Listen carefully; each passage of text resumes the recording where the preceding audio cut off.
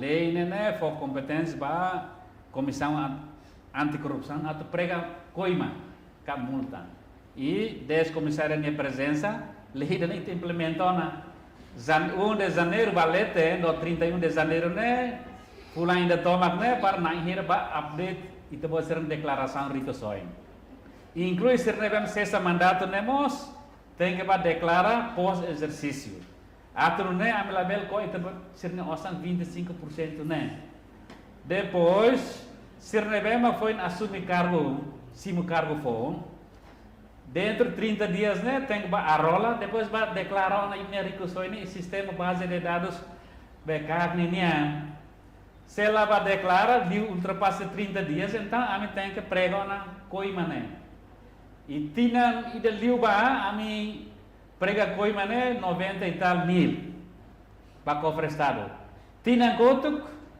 ema 2 mil e tal mas tinha ida liu ba 400 e tal maka hetan multa tinha gotuk rihun rua resin maka hetan multa osan nebe maka recolhe coima né basic 400 mil e tal Tina ne number ne tun rihu ida resin.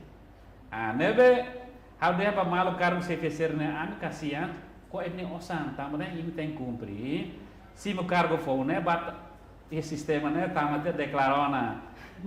Cargo se rebe im sesationa ne lein hate de durante tinan tolu ne tinan tutir malu dala tolu im tem ba declara im ne rico soine. Se bala declara pós exercício ne então e o sistema né deteta ela e me la cumprir então a me coa 25%. Se cargo se eficiente a me coa 25%. Segurança social coa imi 4%. Depois tax 10% total né 39% recebe salário né em cima rohan de tona. Tamo né maka aba maluk si itu você né lei ma até a mim e a tribunal recurso se pregona to 30%.